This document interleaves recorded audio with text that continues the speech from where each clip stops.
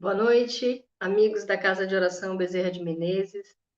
É uma satisfação estar aqui novamente nesta quinta-feira com vocês, fazendo mais uma doutrinária.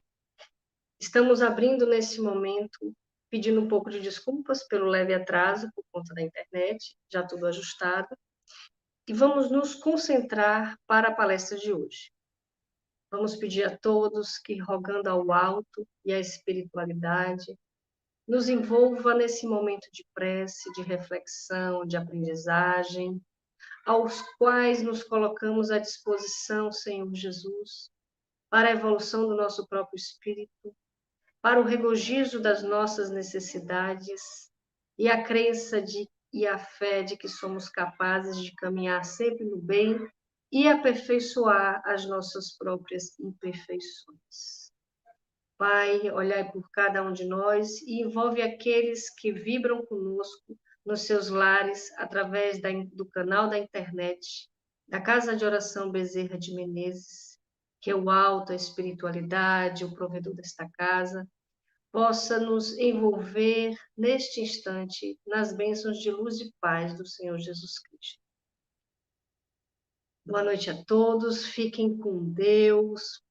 Vamos agora chamar o palestrante do dia, que é Flávio Neri. Hoje a gente ele vai trabalhar conosco o tema Família e uso coerente do dinheiro e dos bens materiais. Seja bem-vindo, Flávio, a essa casa, mesmo que da sua casa, da sua internet, da sua rede, mas nos conectando através dessa corrente que é a internet e a possibilidade de estarmos fazendo bem através da Casa de Oração Bezerra de Menezes. Seja bem-vindo. Gratidão, Monique. Muita luz. Só me diz antes de você sair se o áudio está tudo ok, se tá a imagem, estou no meio da imagem certinho, como é que está aí? Tá, o áudio e a imagem está bem, você está quase centralizado, um pouquinho para o lado da cortina, você fica mais para o meio. Aí. Tá, joia. Boa palestra, irmão. Valeu. Então, vamos lá, gente. Então, boa noite a todos vocês que estão aqui, pelo Coben Play. Eu não consegui transmitir pelo meu canal do Instagram, porque sempre que a gente tenta fazer pelo notebook, a entrada de rede não é tão satisfatória quanto é a transmissão pelo celular. Então, nós tivemos que abortar a transmissão pelo Instagram. Estamos aqui no canal da Coben, essa casa que dispensa comentários, que é um farol, que vem iluminando consciências há algum tempo, e certamente eu sou muito grato à experiência de ter iniciado minha trajetória no movimento espírita pela Casa de Oração Bezerra de Menezes, que é justamente esse lugar que tem trazido tantas elucidações, tantos esclarecimentos, tantos consolos àquelas pessoas que procuram no seu espaço aquilo que é o momento de cada um das suas necessidades pessoais. O tema de hoje, como foi dito por nossa querida anfitriã, a família e o uso coerente do dinheiro e bens materiais. A referência é essa obra aqui. É um livro que é um tratado praticamente de 570 páginas, que é um livro feito pelo organizador Luiz Fernando Lopes, e que ele teve a capacidade de pegar todas as palestras que Divaldo fez sobre família, e num livro, Sexo e Consciência, ele compilou toda a trajetória até determinado ano específico, salvo engano, 2013, o que Divaldo falou até aquela data, ele publicou o livro Sexo e Consciência. E em 2016, ele nos traz essa obra, que é Vivências do Amor em Família. Nada mais do que temas de grande importância sobre a família. Para vocês que não conhecem a obra, eu vou citar alguns tópicos para que vocês se interessem e queiram de fato ler, pelos caminhos da família, aspectos históricos da família, ampliando o conceito de família, dinheiro e bens materiais, que é desse capítulo 1 que eu vou discorrer o tema da noite. O capítulo 2 vai falar de família e reencarnação, o 3, família e obsessão, aí vem maternidade e amor, nos passos da criança e do jovem, pais e filhos, a delicada relação, conflitos familiares, educação e vida, os vícios e a autoconsciência, a morte na família, vínculos familiares além do corpo, religião e espiritualidade no ambiente familiar, e essa obra termina com esse capítulo, portanto. O primeiro capítulo, que foi sugerido pela Casa de Oração, começa com Pelos Caminhos da Família. E aí, Divaldo Franco, na sua palestra sobre os aspectos históricos e sociais da família, óbvio que o organizador tem que dar subtópicos, porque na palestra deve ter um tema lá, Pelos Caminhos da Família. E aí, como ele falou de temas que tocam o aspecto social e o histórico da família, ele vai fazendo subtópicos para fazer a descrição, né? Porque é diferente a linguagem falada da linguagem escrita. Então, tem uma certa adaptação. E esse capítulo, portanto, se subdivide em aspectos históricos, sociais da família, vai se subdividir no ampliando o conceito de família, e vai ter a parte que eu já me diverti muito lendo o capítulo com o Divaldo Franco, viu? Ele é demais, ele é muito hilário. Dinheiros e bens materiais, que é o que a gente vai falar hoje, a família e o uso coerente do dinheiro e dos bens materiais, e vai terminar esse capítulo com amor e família, o alimento da vida. Eu gostaria muito, mas muito mesmo, que eu tivesse tempo, que nós dispuséssemos de um tempo bem longo e prolongado, para que eu pudesse fazer a leitura das narrativas das histórias que Divaldo fez. Só por uma questão de contextualização, e para que vocês também se empolguem e queiram ler os livros, a minha trajetória no Espiritismo começa na COBEM. Há 28 anos atrás, aproximadamente em 1996, eu entrei na COBEM. Então, até 2016, 20 anos, 17, 18, 19, 20, 21, 22, 23, eu faço 27 anos de movimento espírita. E de muita gratidão à Casa de Oração, que foi lá que eu tive a régua e o compasso para tocar a minha vida.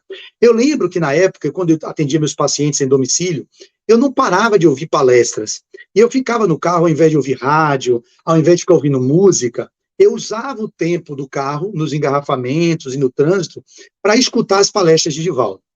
Então, quando eu vejo isso hoje escrito, eu vou me lembrando dos momentos em que eu escutei isso. E é óbvio, vendo e ouvindo ele falar, às vezes eram vídeos em DVD, onde eu tinha tanto a imagem quanto a fala, a outras vezes era só o áudio, porque não tinha imagem, mas tudo que está nesse livro, salvo engano, no outro, Sexo e Consciência, eu já tinha escutado tudo ao longo desses 27 anos, Divaldo narrando nas suas exposições, nas suas palestras, uma ou outra, que eu não devo ter vista, porque foram muitas palestras que ele fez. Então, as mais importantes eu ouvi todas, e aqui, essa, me recorda uma história que marcou profundamente. Eu lembro que eu escutava várias vezes essa história de Mark e Sunshine, que é Você é o Meu Sol. É um irmão e uma irmã americanos, que ele vai se hospedar numa casa dessa mulher lá, e ele vai narrar aqui o organizador Luiz Fernando, pela forma escrita. E eu fui lendo e me divertindo e sorrindo com Divaldo Franco, lembrando dele contando a história, e o quanto eu dava risada, e o quanto eu chorava, o quanto eu ficava triste, às vezes, em ouvir as narrativas, às vezes alegres, às vezes não tão alegres, mas que sempre arrebatavam o nosso coração. Então, aqui no livro, para quem não sabe, é a mesma coisa de ouvir as palestras de Divaldo, só que na forma escrita, onde vai ser materializado e vai ficar para a eternidade, né? Porque os livros estão aí, e quando são publicados, eles viram patrimônio da humanidade, e isso vai ficar, com certeza, marcado para sempre. Então, para falar da família, a gente poderia contextualizar, como o próprio Divaldo fala, que essa palavra família vem do latim, que significa famulus, que vai significar escravo doméstico. Esse termo, na antiguidade, ele vai dizer, ele tinha uma relação muito mais ampliada, porque na Roma antiga não era caracterizada a família nos moldes que nós entendemos hoje, que é as famílias chamadas tradicionais, as famílias consideradas aquelas que dão a família chamada nuclear, que a gente caracteriza do meado da década de 60 para 80, foi havendo uma certa desconfiguração do modelo familiar, e hoje em dia ela vem se formando de várias formas que não daquelas que eram consideradas as tradicionais, a do patriarcado. Então, quando ele vai dizer do contexto histórico, ele vai dizer assim, família vem do latim famulus, que significa escravo doméstico. Na antiguidade latina, quando a região do Lácio teve início, o grande movimento de expansão que se deu com o futuro Império Romano, a família era um conglomerado de indivíduos que se reuniam em torno de um chefe.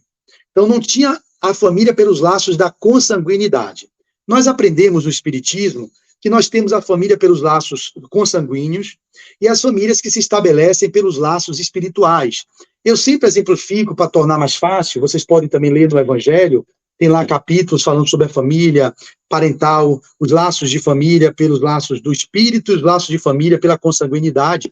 Mas eu posso falar sem ter que me reportar ao Evangelho, porque eu acho que o exemplo ele fala mais do que muitas palavras. O exemplo na vida prática ele fala muito mais do que palavras, mas o exemplo de histórias e narrativas, eles contribuem para o entendimento do que eu ficar aqui tentando teorizar sobre o que é a família.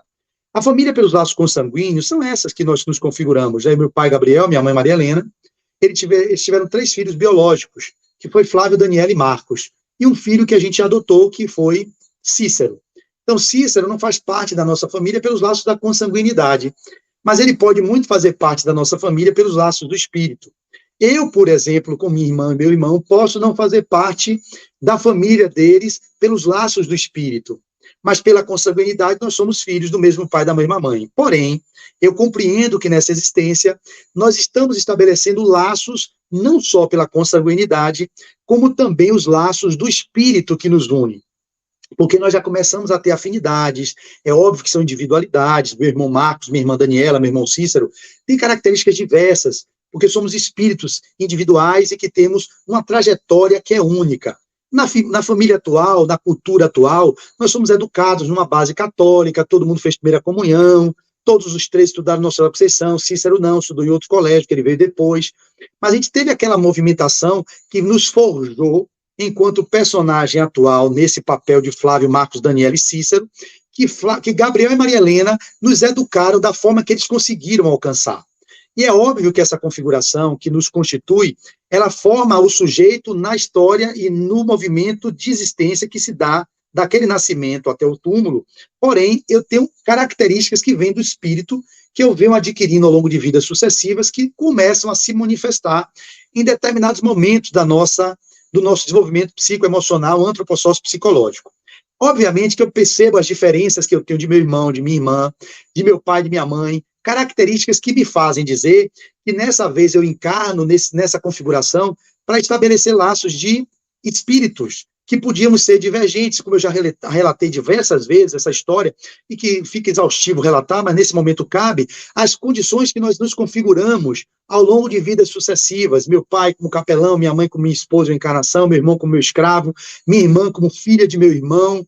Então, se ele é pai de minha irmã em uma encarnação e eu sou o senhor de engenho, é óbvio que os laços de afeto e os laços que unem eles podem ser mais fortes do que eu como irmão atual. Porque se ele foi pai de minha irmã, e minha irmã que o laço de amor para o meu irmão, quando ele reencarna como irmão, num papel, numa configuração nova, se eles fizeram um papel lá na encarnação passada, que era de afeto e de amor, eles vêm muito mais unidos os dois do que comigo, que era o senhor de engenho que pegava os dois e batia, e quebrava na porrada, como eu digo, no pelourinho.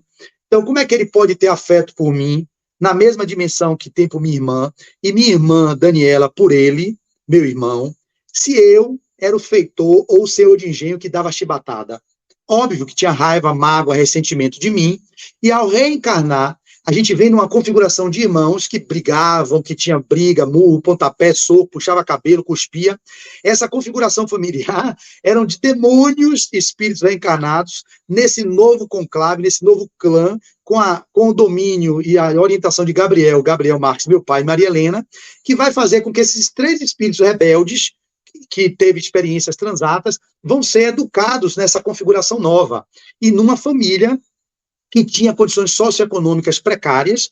Meu pai e minha mãe minha mãe fala que ela era miserável, hoje ela é pobre, e eu sou classe média. Meu pai também era miserável, então, como eles eram miseráveis, eles se tornaram pobres. Depois foram um tempo da vida classe média, hoje estão pobres de novo. Só que essa condição que faz parte da vida deles, fala sobre a questão do dinheiro. Como é que o uso coerente do dinheiro pode nos potencializar ou pode nos desempoderar. Eu vou fazer uma ponte na minha análise, permeando conteúdos da constelação familiar, numa visão sistêmica da família, contemplando também a visão do espiritismo, que dá essa noção da reencarnação, como a vida sendo um eterno entrar e sair de corpos, mas nunca saindo da vida. O espiritismo, para mim, é a cosmovisão que melhor explica as nossas dinâmicas familiares.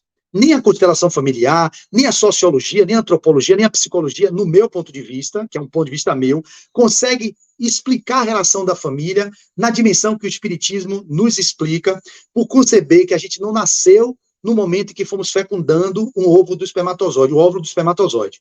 Nós vivemos antes, vivemos agora e viveremos depois. E o Espiritismo é essa ciência filosófica que consegue explicar de onde a gente veio, o que estamos fazendo aqui e para onde estamos indo. Porque entender a dinâmica da família apenas na visão sociológica, antropológica, psicológica, sistêmica, para mim, é limitar a compreensão da dinâmica do espírito imortal que somos. Daí o meu discurso ele não vai ser só permeado pela visão do espiritismo, eu vou trazer contribuições sistêmicas para que a gente possa também usar desses conhecimentos, desses saberes, dessas filosofias, para o entendimento do porquê as famílias funcionam de determinadas formas. E aí a gente vai poder ter mais clareza, e sempre trazendo o exemplo da minha família, que eu amo, e que posso dizer a vocês que hoje, minha relação com meu irmão, meu pai, minha irmã e meu irmão Cícero, é uma relação que nós conseguimos estabelecer laços que acho que vão além da consanguinidade e vão se estabelecendo pelos laços do espírito, que vem jornadeando em meras configurações que podem não ser muito exitosas, mas que com essa encarnação atual eu percebo que a gente começa a aproximar nossos laços pelos laços do espírito. Minha mãe espírita, meu irmão espírita, minha irmã espírita, meu pai se tornou espírita também com a visão não frequentador, mas também com a família toda sendo espírita. Nós três, eu, meu irmão, minha irmã e minha mãe, trabalhamos no Grupo Caritas Salvador, uma ONG que a gente criou com outras pessoas voluntárias, onde nós trabalhamos por um propósito de serviço social nas ruas há 18 anos. Então a gente tem uma proposta em comum de empoderamento daqueles que estão à margem da sociedade, mesmo com parcos recursos, com recursos escassos, melhor dizendo, a gente pode também fazer isso. Eu lembro da minha configuração familiar, eu vivi num quarto de empregada de 5 metros quadrados, talvez um pedaço de quarto que era assim. Eu vivi durante 33 anos, eu e meu irmão naquele quarto, Marcos e Flávio, eu em cima e ele embaixo no beliche, e nunca a gente teve assim um período de 1 ano sozinho nós dois. Sempre vivíamos com outras pessoas no quarto. Por quê? Nós tínhamos um apartamento de 2 quartos com uma dependência de empregado. Minha mãe e meu pai no quarto delas e minha irmã no quarto sozinha, que minha mãe dizendo, ela é mulher, ela tem que ter o quarto dela. Então o quarto melhor era de Dani. E o quarto pequenininho, um cubículo mesmo, era meio de quinto. Então desde que eu nasci, até quando eu saí para me casar, eu vivi nesse quarto. Era verdadeiramente assim, um cubículo, mas eu tinha um lar, eu tinha um teto, e a gente nunca teve a experiência de viver sozinho nesse quarto, porque minha mãe sempre teve um coração generoso, e meu pai, isso é que configurou a nossa família, que eu amo minha família, sou muito grato por ela, a gente sempre adotava uma pessoa assim, que passava fim de semana lá em casa, era um tio pobre, era um afilhado de meu pai, que não tinha condições, que ficava desabrigado, meu pai botava lá em casa, e onde é que eu dormia? No quarto. Então, um beliche, eu aqui, Quito embaixo, e no chão um colchonete para alguém dormir. Era um tio, era um primo, era um amigo de meu pai que desempregava, era alguém que estava de rua, menino de rua que a gente pegava no nosso projeto, que queria passar o Natal, o fim de semana, dormia lá. Então a gente viveu sempre com a configuração da família que se estabelecia sempre com alguém que fazia parte dessa família universal, essa grande família que compõe a nossa grande família, que somos todos um dia filhos de Deus e que iremos compor a grande família universal. Na característica do lidar com dinheiro, para a gente não se perder na questão do tema, que é família e uso coerente do dinheiro e bens materiais, a nossa configuração familiar se estabelece, então, nesses vínculos. E a gente percebe a escassez que vivemos, da falta de dinheiro, a falta de recursos materiais. Eu lembro muito bem como a gente pode fazer uso do dinheiro de forma que seja parcimoniosa e eficiente, e como tem pessoas que esbanjavam recursos, acho que essa história vai ser configurada desse jeito, e, no entanto, não necessariamente conseguiam ter plenitude por ter muito dinheiro. Mas também os exemplos que Divaldo traz são pessoas milionárias, que ele vai contar as histórias que eu não vou narrar, porque eu não vou conseguir falar com a intensidade do que ele traz, famílias de uma das maiores fortunas, um cara no Rio de Janeiro que ele encontrou, era a 10ª fortuna da América Latina que ele conviveu, se eu conseguir lembrar do que eu li, eu vou contar um pedaço, e, no entanto, era um cara que estava perdido, mas com a fala de Divaldo, ele configurou a vida dele em outro propósito, e terminou morrendo, deixando um legado com o uso do dinheiro, o bom aproveitamento dos bens materiais, a favor da família dele, que não tinha filhos, ele era estéril, porém, criou um orfanato com 40, com 60, com 80, e foi ampliando esse orfanato. Ao invés de adotar 2 filhos, que ele queria 2 meninas, Divaldo dissuadiu ele para que ele não adotasse 2 filhas, que ele adotasse 40 logo. Como, Divaldo? Você vai adotar um orfanato, vocês estão com 50 anos, vocês não vão conseguir orientar 2 meninas, vocês vão terminar corrompendo elas. É melhor que as pessoas treinadas vão para o sacrifício no orfanato e criem, vocês mantêm isso. E ele fez esse movimento, o cara tinha um prognóstico de morrer em 6 meses de um câncer de estômago, ele teve um prognóstico que foi aumentado pelo processo de mudança que se deu na vida dele, como rico milionário, que os funcionários da empresa oravam, ou melhor, queriam que esse desgraçado morresse, Divaldo contando, esse miserável, esse patrão que espoliava. Ele dizia, mas eu sou um homem bom, eu fiz um orfanato, eu fiz um...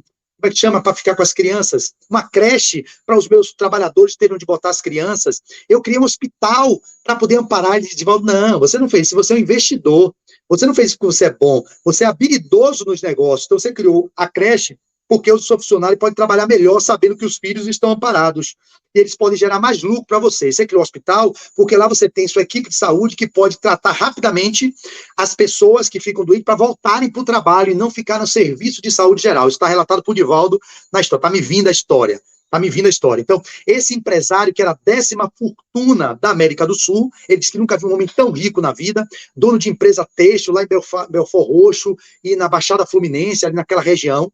E ele, quando entrou na fábrica, ele ficou encantado, e aí, depois que ele falou isso numa palestra, um ano depois ele volta, o cara fica na palestra dele, chama ele, Divaldo, venha conhecer minha fábrica, eu não vou.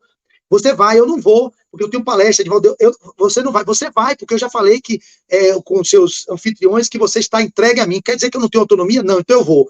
Aí ele entrou num carro lindíssimo, ele contando, que aí saiu um negócio assim automático, e aí ele perguntou, você quer um uísque, Divaldo? Ele, não, eu não bebo uísque, não tenho suco de laranja. Ele disse, não, suco de laranja não tem. Ele, poxa, que ignorância minha, pediu um suco de laranja. Ele procurou ficar calado, Divaldo contando, me divertindo, rindo e lendo, me divertindo, sentou no estofado para não rasgar o couro, porque ele achava que podia estragar, e aí ficou todo cheio de dedo para lidar com aquele cara que tinha uma fortuna absurda, mas não tinha paz. Ele tinha 45, 50 anos, infeliz, com câncer de estômago. Divaldo foi perscutando a alma dele, dizendo tudo que ele tinha, porque você sabe por que você vive assim. Ele falou para Divaldo, eu não consigo acreditar na felicidade. Ele falou, por que não?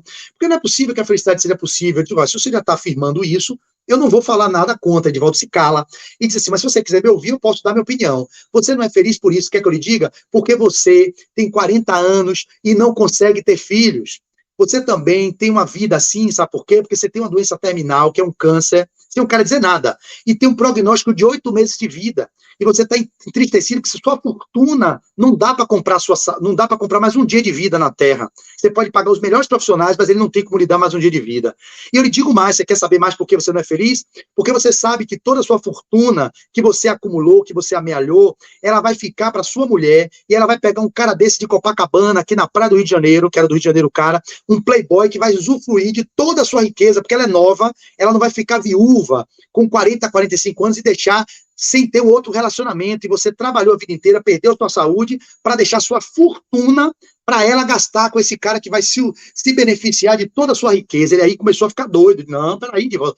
Foi aí que ele mexeu com o ego do cara, o cara foi para casa, refletiu com aquilo, um ano depois ele mudou a dinâmica toda, e ele vai dizer a Divaldo, eu queria pegar até o trecho, que eu botei kkkk, que eu não aguentei, que Divaldo falou assim, não é possível que eu vou deixar meu dinheiro para esse cara, para um cara ficar curtindo e simplesmente se usufruindo do que eu produzi, né? E aí, eu não vou conseguir achar agora, porque foi tantas coisas aqui.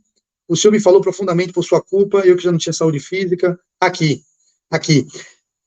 Doutor fulano, que loucura foi essa que ele deu? Porque Edivaldo falou aquilo jogando, achando que ele não ia fazer mudança nenhuma. Essas mudanças todas, todo esse planejamento em relação à sua empresa, eu falei aquilo por falar, desci algumas considerações sem nenhuma pretensão. E aí o cara disse, o milionário, falou por falar? O senhor me afetou profundamente por sua culpa, Edivaldo. Eu, que já não tinha saúde física, passei também a não ter paz. Quando eu me lembrava da imagem da minha esposa, nos braços de um malandro de praia, que Divaldo disse, nos braços de um malandro de praia, eu pensava, abre aspas, vou gastar todo o meu dinheiro e ele não vai aproveitar nada. Ou seja, ele começou a pegar o dinheiro e usar para poder promover aquilo que Divaldo tinha dito.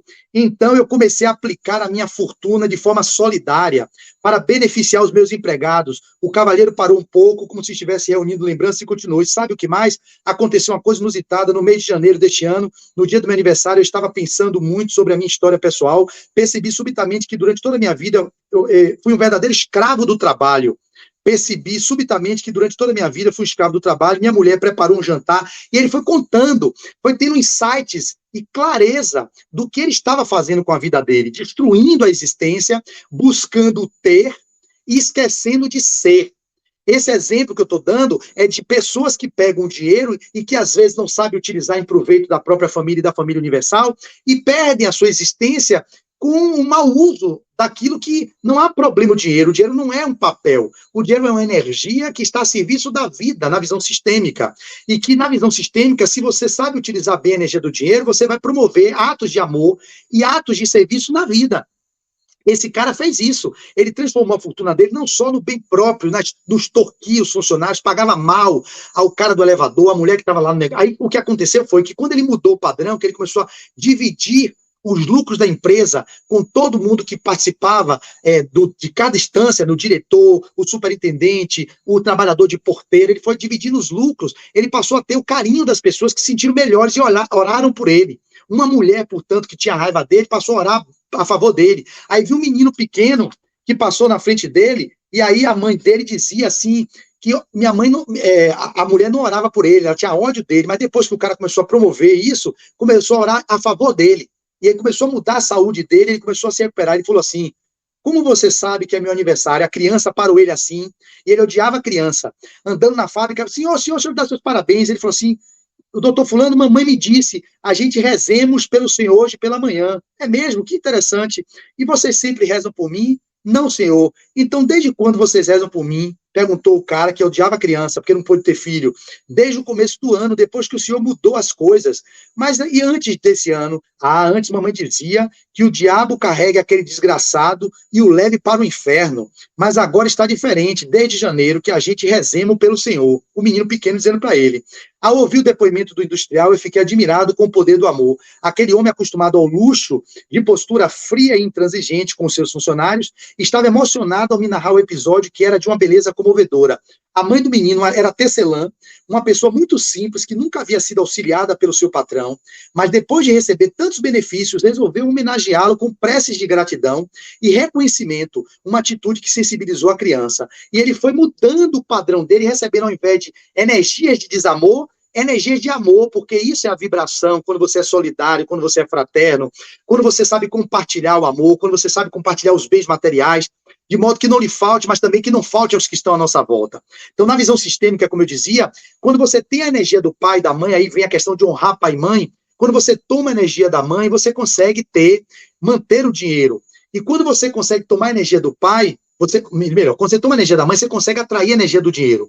Quando você consegue tomar a energia do pai, ou seja, honrar pai, você consegue ter prosperidade e fazer com que o dinheiro se prolifere na sua vida. Então, quando a gente tem as dinâmicas que se estabelecem na relação familiar, e vocês não têm essa visão sistêmica de ver como funciona, o que é que você traz do seu pai, o que é que você traz de sua mãe, você tem ela no seu coração, independente do que ela lhe fez, independente do que ele lhe fez. Se você rejeita a figura paterna, se você não honra a sua mãe, você não vai ter a prosperidade material que você poderia ter. E aí eu retorno à minha história, porque a gente está falando do uso coerente do dinheiro e dos bens materiais, da família e esse uso.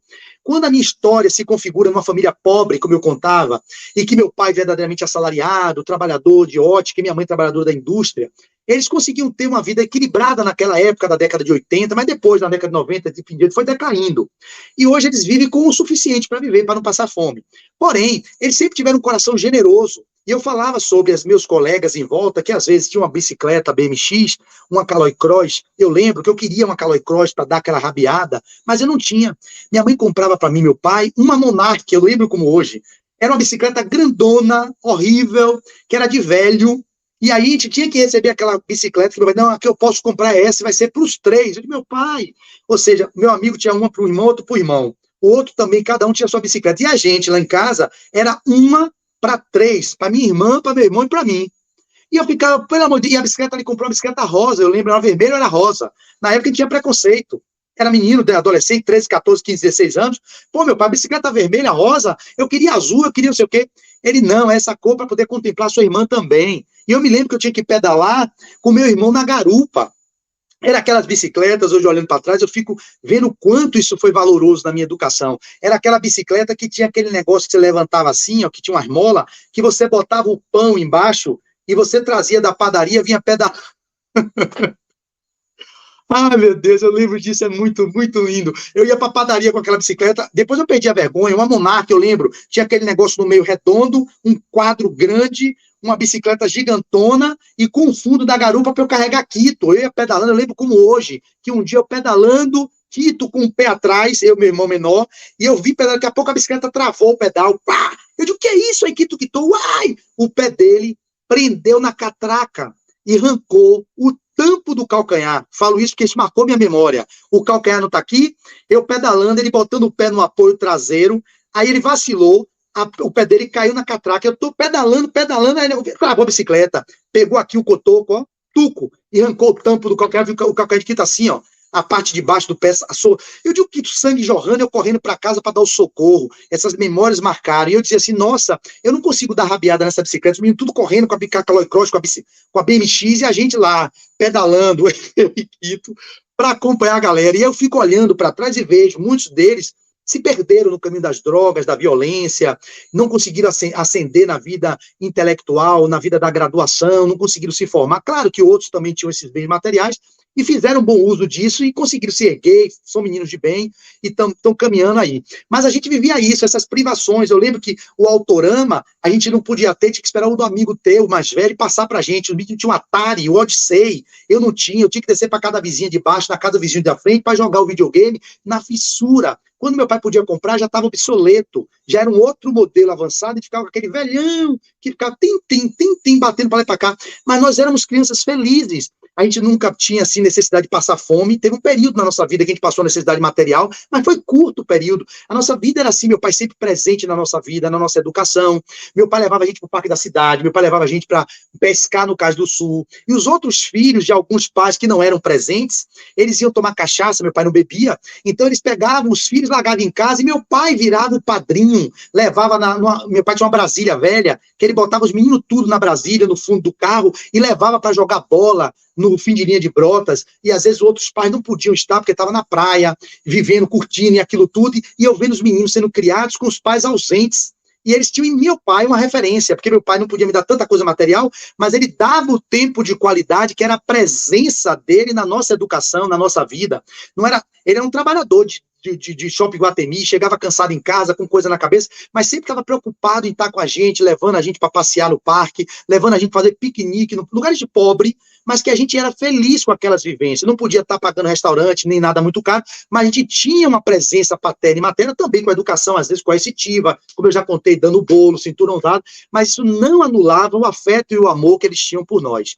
Então, o uso do dinheiro, dos bens materiais, eles podem ser manejados em favor de uma construção de uma família que seja uma família equilibrada. Então, quando você honra seu pai ou honra sua mãe, você pode ter o sucesso do bem material e a prosperidade. E eu lembro, falando disso, quando eu me formei, eu passei a ganhar mais do que meus pais. E eu, por amor cego, uma lealdade invisível, que é um grande equívoco, e foram as constelações familiares que me fizeram compreender isso, a dinâmica que eu sabotava o meu progresso, o meu processo de amadurecimento financeiro. Por quê? Pai pobre, mãe pobre, minha avó era analfabeta, melhor, não fazia ovo com copo, era lavadeira, lavava de ganho. Minha mãe contava as histórias e aquilo me comovia e me deixava mais feliz por ver que eu vim de uma origem tão humilde e eu consegui crescer. Hoje eu sou classe média, hoje eu tenho uma casa, tenho uma vida independente, tenho carro, tenho meu salário, vivo de uma vida normal. Isso foi fruto do esforço que meus pais fizeram para que a vida fosse mais leve para a gente, para mim, para meu irmão e para minha irmã, e Cícero também, que veio depois também pobre, de família miserável. Ele hoje está formando em pedagogia, está casado, está caminhando. Claro que a energia do clã dele é outra, do campo sistêmico.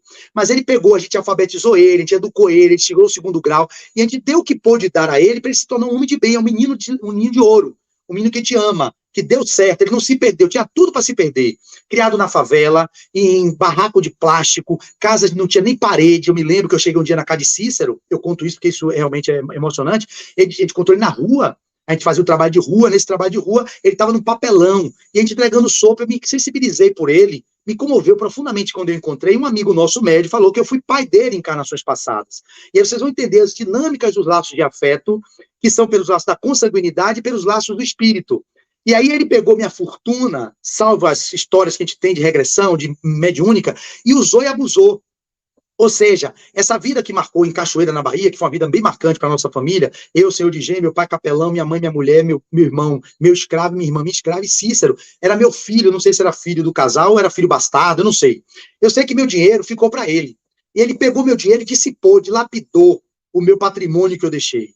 Acabou com mulher, com farra, com cachaça, com tudo, e destruiu a encarnação dele. Nessa, não estou dizendo que seja causa e efeito literal. Por alguma sorte, ele voltou, filho de pais miseráveis, pobres, sertanejos, do Ceará, veio para a Bahia, passou dificuldades extremas, e vivendo na rua, com uma senhora que levava ele para pedir dinheiro, a gente se encontrou, e ao me encontrar, minhas lágrimas desciam dos meus olhos, eu não sabia explicar, um afeto me arrebatou. Aí minha mãe olhou para mim, um amigo nosso assim, é um encontro de almas que já foram unidas lá atrás. Meu irmão e minha irmã, pai e filho, voltaram com meu irmão e comigo, desafeto. Raiva de mim, brigar, rusga miserável. Esse daí chega e o afeto por mim era muito maior, por mim e por ele. Porque tinha laços do passado que era o reencontro. Aí eu chamo para passar o fim de semana lá em casa, minha mãe leva para a ilha, e aí começa, meu pai ganha amor pelo menino, minha mãe também ganha, tinha 9, 10 anos, se eu não me engano. Aí vai deixar o menino voltar para a rua de novo? Vou deixar, meu pai, eu não posso criar, eu tinha 20 e poucos anos, não tenho família, não tenho nada. É o senhor e minha mãe que vai ter que educar, mesmo pobre, ainda botava outro dedicado, onde come 2, come 3, come 4, minha mãe sempre foi assim, mas meu pai, isso é um orgulho para mim.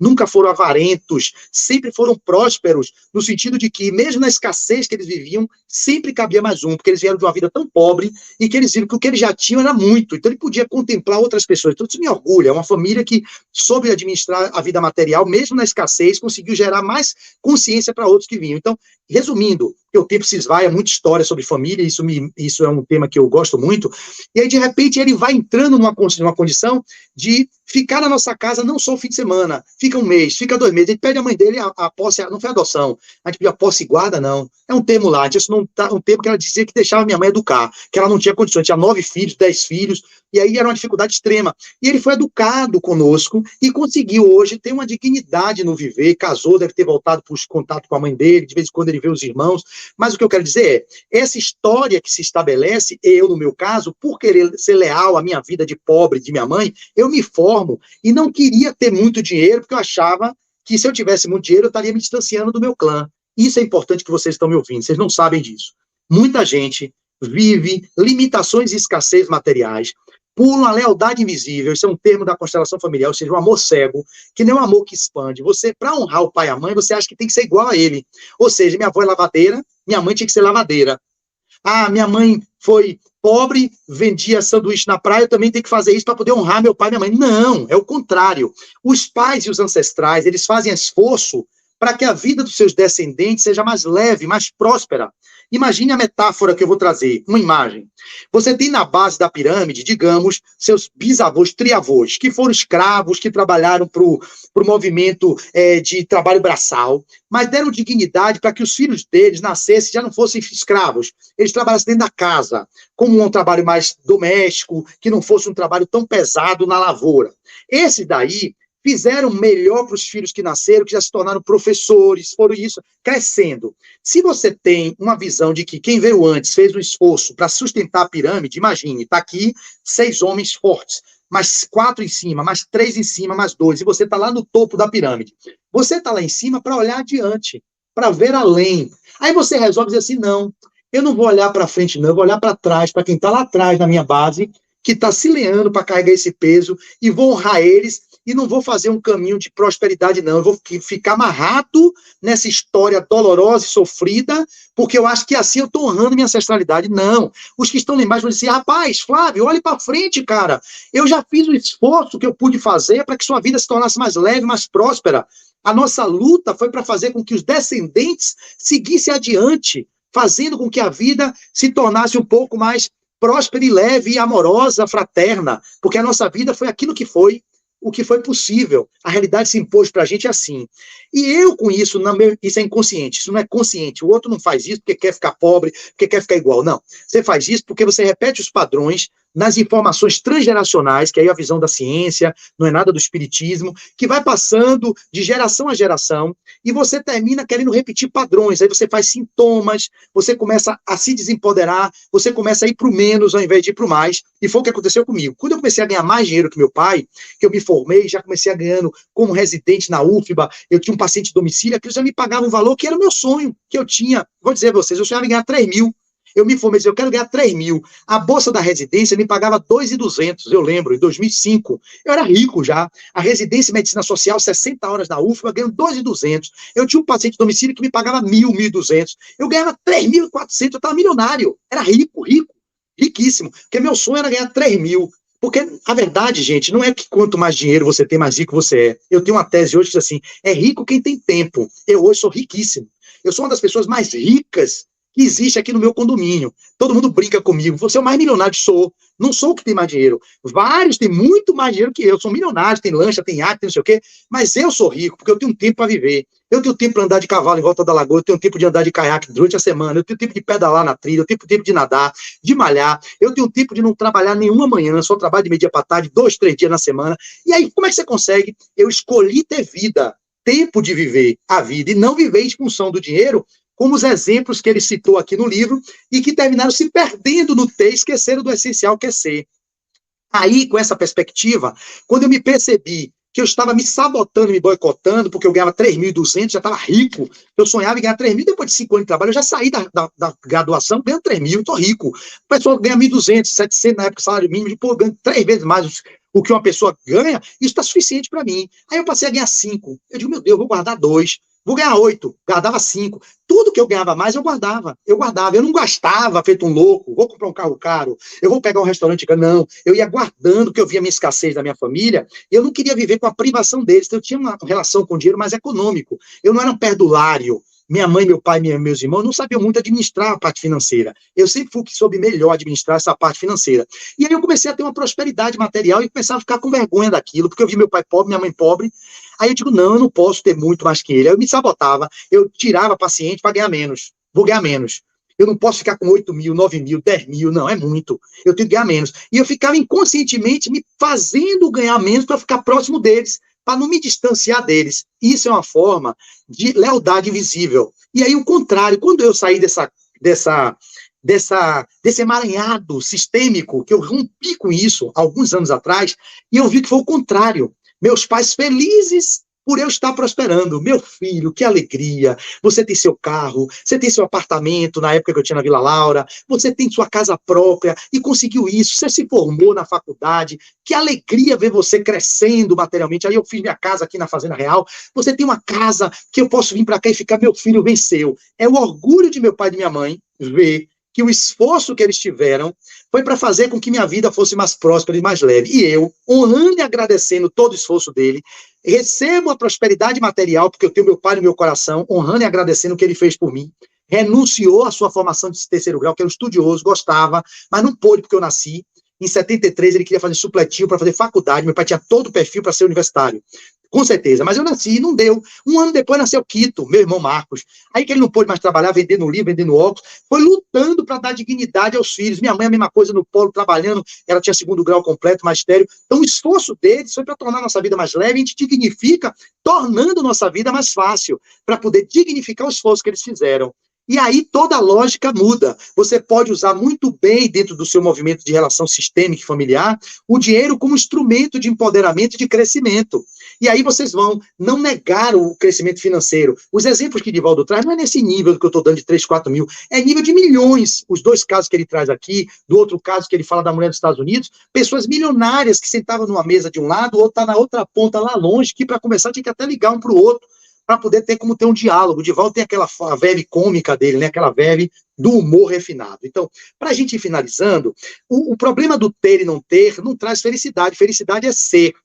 O Evangelho vai trazer que a gente precisa viver, claro, em consonância com o propósito da fraternidade universal, porque quando diz lá no Evangelho que é muito mais fácil um camelo entrar por um buraco da agulha do que um rico entrar no reino dos céus, não é que o dinheiro seja ruim, seja sujo, é porque o dinheiro ele traz tantas facilidades que a gente esquece do essencial. O essencial é o espírito imortal. A gente se perde, eu sinto isso, porque quando eu fui crescendo de nível socioeconômico, saí de pobre para classe média, eu percebi as aquisições que eu posso ter. Meu celular ficou quebrado, eu fui lá e posso comprar um celular. E não me atrapalho por isso. Eu posso chegar e comer em um restaurante caro se eu quiser. Só que eu não quero viver nisso, porque isso não é o que me traz o preenchimento, que muita gente foge para essas coisas, para as distrações, para preencher os vazios da alma. São os vazios que não são supridos pelas coisas externas. Você pode gozar das coisas externas. Eu tenho pacientes que eu atendo em consultório, pessoas que ganham muito, e ficam em conflito. Flávio, quer dizer que eu não posso querer estar no restaurante, no hotel fazano? Eu posso não querer comer no restaurante do iate? Não, você pode. Mas que isso não seja a tônica da sua vida. Que quando você não tem isso, você perde sua paz. Ah, mas que minha família foi rica, eu vivi em berço de ouro. Eu digo, sim, você pode viver no berço de ouro. E meu pai sempre disse que eu tinha que ganhar dinheiro, tinha que ser independente, sei o que, isso aqui. Sim, mas se você coloca no dinheiro sua alegria, sua felicidade, quando você não tiver dinheiro, você perde sua felicidade. Aonde está a sua felicidade? Onde está o seu tesouro? Onde está o seu coração?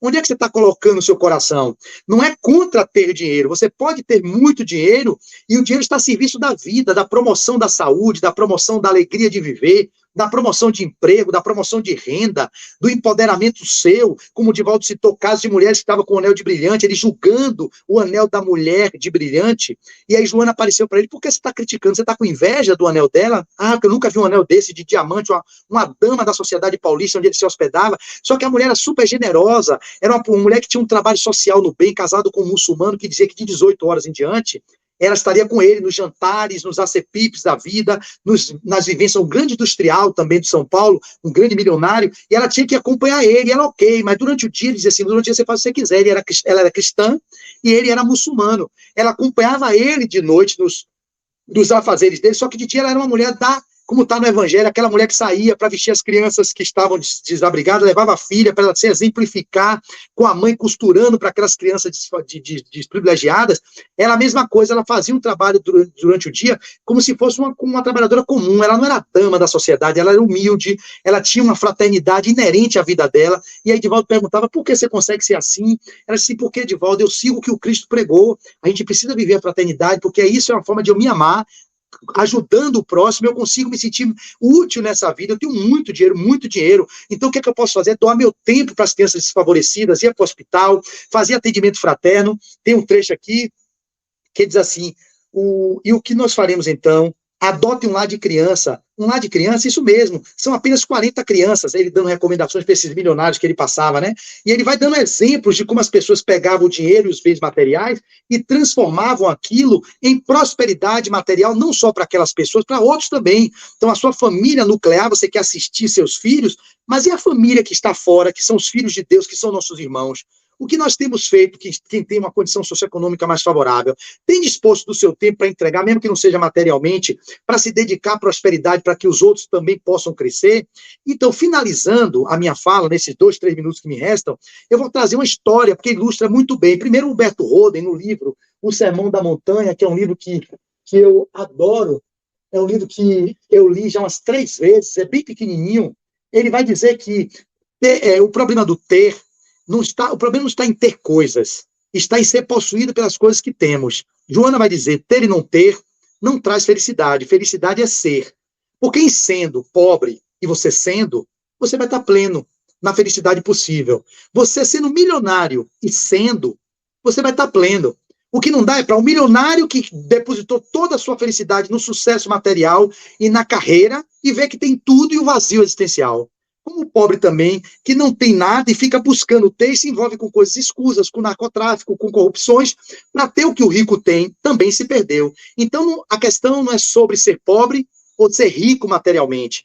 É sobre o investimento que você pode ser da riqueza da alma, do investimento que você faz no ser imortal que você é. Porque os prazeres da vida estão aí para ser gozados. Uma boa comida, um bom restaurante, um bom hotel, você deitar numa cama que tem um colchão agradável, isso não é ruim. Jesus não pregou que vocês têm que fazer a vida de apologia à pobreza, não. Você pode viver na pobreza como São Francisco, que renunciou a todo o conforto da riqueza dos Bernardoni, mas ele conseguiu ter um salto quântico da pobreza e vivia pleno. Irmã Dulce vivia com sua pobreza e conseguia ter aquele nível de consciência de conseguir ajudar mesmo não tendo. Já outros têm muito, como esses exemplos foram citados, e promovem muitas pessoas a irem para o mais também na questão do desenvolvimento material, do desenvolvimento da prosperidade financeira. Então, o problema não está em ter. Ter e não ter não vai trazer felicidade a ninguém. A felicidade está em ser. Então, procure ser, como o Roden disse. O problema não é você ter coisas, é você ser possuído pelas coisas que tem. É o cara que compra uma lancha, que compra uma casa, que tem que blindar o carro porque tem dinheiro, não pode viver bem, não pode entrar na favela, porque se entrar, ele vai ser sequestrado, e você já perde sua vida. Então, a questão não é sobre isso. E aí eu finalizo com essa história que eu sempre trago, e essa é hoje pertinente. Era um menino, e aí eu termino, minhas amigas, para não tomar mais o tempo de vocês, já são 8h30, termina agora, a gente começou com 10 minutos de atraso, mas eu finalizo agora, prometo. E aí ele chegou para o pai e disse assim, meu pai, eu estou muito triste. Por quê, filho? Você tem tudo. Você tem o Super Nintendo, você tem o tênis da Nike, você tem dinheiro, você estuda na melhor escola daqui, você consegue ter passeio para Disney, eu consigo lhe oferecer o celular de ponta que você pede, eu lhe dou, tudo. Ele pai, mas eu tenho um sentimento de tristeza, eu não consigo ser feliz, eu queria ser feliz, e isso não está me trazendo felicidade. Qual é o caminho da felicidade, meu pai? Eu preciso saber, porque senão eu vou me matar. O pai se desesperou com aquele filho dizendo aquilo. Como meu filho, eu já lhe dei tudo que eu podia em termos materiais, mas eu estou sentindo um vazio, meu pai, extremo. Eu quero a alegria e a felicidade que eu não estou conseguindo ter. Eu estou com 21 anos de idade, eu consegui tudo isso que o senhor está dizendo, mas eu estou triste, eu quero me matar. Eu estou lhe dizendo isso antes, porque antes de eu me matar, eu queria ver se o senhor pode me dizer algo que eu possa encontrar o caminho da felicidade, meu pai. O pai disse assim, meu filho, eu não sei o que lhe dizer. Eu entendi a felicidade como tudo de material que eu lhe entreguei, mas eu não sei o que lhe dá além disso que eu tenho lhe ofertado. Eu vou lhe indicar que você vai falar com o sábio, que medita no deserto. Ele é um ser que tem muita sabedoria, ele vai te explicar o caminho da felicidade. E esse pai foi, disse ao filho, o roteiro, o filho foi, essa é a minha última chance, pai. Caso eu não consiga encontrar a resposta, seu filho vai se matar. Eu não quero mais essa vida para mim. De tudo que eu tenho, mas um vazio na alma que não passa nunca. Esse menino deu a última chance a ele mesmo, o pai pediu essa chance, ele foi, pegou pelo deserto, passou pelo período de que nós todos atravessamos, que é a noite escura da nossa alma, fazendo aquele mergulho no insondável do self, chegou até lá o Ashrana, o monastério onde o monge meditava. Chegou e encontrou um monge que era pluralista, uma camisa que não era branca, um hábito que não era laranja dos monges, era um hábito multicolorido, as cores do arco-íris, ele era inclusivo, ele era multifacetado, ele era plural, ele era inclusivo. E aí ele estava conversando com pessoas em volta, num papo alegre, divertido. O menino perguntou, você é o mestre que o meu pai mandou perguntar, qual é o caminho para a felicidade? Porque eu estou na minha família, que tem tudo, mas eu não estou pleno, eu não estou feliz, eu sinto um vazio, todos os bens materiais chegaram, mas isso não está tendo um sentido na minha vida. E o cara olhou para ele, um monte, assim, eu tenho a saída, mas você tem uma tarefa a cumprir. Qual é a tarefa? Você vai sair pelo meu ashrana com essa colher, com esse óleo, vai dar uma volta e olhar todas as belezas, ou vai levar esse óleo na sua colher e não vai deixar que esse óleo derrame. Dentro de 2 horas você volta desse passeio no meu ashrana, que eu lhe digo o caminho da felicidade. O jovem fez o passeio, todo o périplo dentro do ashrana, voltou e mostrou a colher com óleo. Não tinha caído uma gota. Ele ficou fixado na gota ali do óleo, não deixou cair de jeito nenhum. Aqui, mestre, está entregue aqui o que o senhor me pediu. Muito bem, jovem, fizeste bem o serviço. Mas você viu no meu castelo os jardins suspensos que eu trouxe, os vasos da dinastia Ming, que Divaldo conta no livro aqui, que ele foi na casa de uma dama, dessa daí do anel de diamante, tinha 2 panelas que ele viu na entrada da escada, linda de mármore no seu quezinho, e ele olhou aquelas panelas e falou assim, nossa, esse cara que fez a decoração de sua casa, ele não tinha o melhor gosto não, como é que ele bota 2 panelas dessas, assim, dois vasos? Não, senhor Divaldo, isso aqui são vasos da dinastia Ming, que meu marido foi para a Europa arrematar no leilão, que custou uma fortuna. Aí Divaldo, meu Deus do céu, deixa eu me afastar desses vasos, se eu me bater no vaso desse aqui, essas panelas, eu vou ter que viver 50 encarnações para pagar. Então, nesse lugar, tinha os vasos da dinastia Ming, ele viu os animais silvestres, ele conseguiu encontrar, olhando, ele não viu, melhor dizendo, ele passeou, não viu os animais silvestres, não viu o lago artificial, ele não viu toda a riqueza que o mestre tinha feito dentro do seu ashrama, de belezas, de maravilhas. E, então, filho, você não viu, volta e refaz. O menino voltou com a colher na mão, fez todo o caminho durante 2 horas, era muito grande o castelo. Quando ele voltou inebriado, disse, mestre, meu Deus, quanta beleza, eu pensava que eu era rico, eu não sabia que existia tanta riqueza, tantas belezas, que eu já tinha muitos bens materiais, mas agora eu vi o que é ter bens materiais além daquilo que eu imaginei. Quanta coisa maravilhosa você tem. Viste tudo, vi. Mas e aí, como é que eu faço para atingir a felicidade? Aí o mestre olhou para ele e disse assim, filho, Você viu todas as belezas do meu castelo? Viu. Mas cadê o óleo que estava aqui na colher que você devia levar? Aí ele olhou e viu que derramou. Pois é, meu filho. E aí eu fecho minha exposição. O caminho da felicidade, dizia o mestre ao seu pupilo, está em viver no mundo, contemplar os prazeres do mundo, viver todas as benesses que o mundo tem a ofertar. Mas não esqueçam do essencial, que é o espírito imortal, que é o óleo, que é a essência, que deve ser um investimento maior, que a traça não vai corroer o que você adquirir aí, e nenhum ladrão nunca vai roubar. E aí você vai ter o maior tesouro, que é a base da família estruturada nos laços da fraternidade e do amor, vivendo no mundo, usufruindo dos bens que possivelmente sua família lhe ofereça, ou aquela escassez que sua família porventura tenha, mas quando você e investe no essencial, que é na sua educação moral, no espírito que você vai ter a felicidade possível de ser vivida ainda aqui no mundo de provas e expiações. Era isso que eu tinha que entregar a vocês, espero que vocês usem na vida de vocês e possam ser felizes na medida do que vocês conseguem alcançar. Mas não esqueçam de viver no mundo, sem renunciar a tudo, sem negar, porque isso é negação, às vezes só de externa. Viva os prazeres que a vida lhe dá, mas não se apeguem a eles a ponto de perder o que é melhor que vocês podem ter, que é a essência da centelha divina que vocês devem cultivar, para que quando adentrarem o mundo espiritual, e mesmo aqui, já possam gozar de um pouco de harmonia e um pouco de paz. Muita paz e até um próximo encontro, se Deus quiser. É isso aí, Monique. O homem fala demais. Obrigada, Flávio. Juliana, estava aqui ouvindo a palestra, felizes por poder, nesta noite, refletir um pouco sobre a nossa atividade, sobre o que a gente pode fazer potencialmente para as nossas próprias vidas, os nossos lares, sem perder o contexto da evolução do espírito e a responsabilidade que temos com os nossos familiares e com aqueles que conosco convivem, nas nossas famílias, que graças a Deus, pelo esquecimento da reencarnação, a gente pode amá-los infinitamente.